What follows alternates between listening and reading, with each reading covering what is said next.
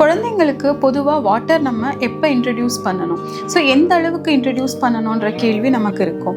So குழந்தைங்களுக்கு முதல் 6 month வந்து எந்த எக்ஸ்ட்ரா வாட்டர் தண்ணிக்கான ரிக்குவயர்மெண்ட் வந்து கிடையாது. பிகாஸ் குழந்தைங்களுக்கு தேவையான அந்த ஹைட்ரேஷன் ரிக்குவயர்மெண்ட்டை, குழந்தைங்களுக்கு தேவையான அந்த தண்ணியோட ரிக்குவயர்மெண்ட்டை நம்மளோட பிரெஸ்ட் மில்க்கோ இல்லை நம்ம கொடுக்குற ஃபார்முலா மில்க் மட்டுமே அவங்களுக்கு தேவையான அளவை பூர்த்தி பண்ணிடும்.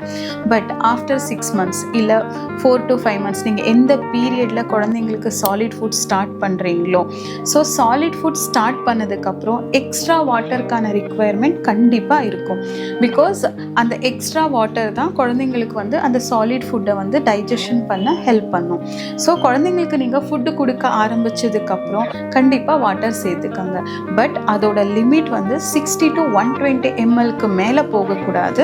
ஸோ அவங்களோட வாட்டர் கன்சம்ஷனை 60 to 120 mlக்குள்ளே இருக்கிற மாதிரி பார்த்துக்கோங்க. ஸோ இதை எப்போ கொடுக்கணும், எப்படி கொடுக்கணும்னா, பேசிக்காக பார்த்தீங்கன்னா குழந்தைங்களுக்கு நீங்கள் ஃபீட் பண்ணுற டைமில் ஒரு 2 to 3 ஸ்பூன்ஸ் நீங்கள் சாப்பாடு கொடுத்ததுக்கப்புறம் சென்டரில் 1 to 2 ஸ்பூன்ஸ் நீங்கள் தண்ணி கொடுக்குறப்ப குழந்தைங்களுக்கு ஃபுட் ஈஸியாக டைஜஸ்ட் ஆகும்.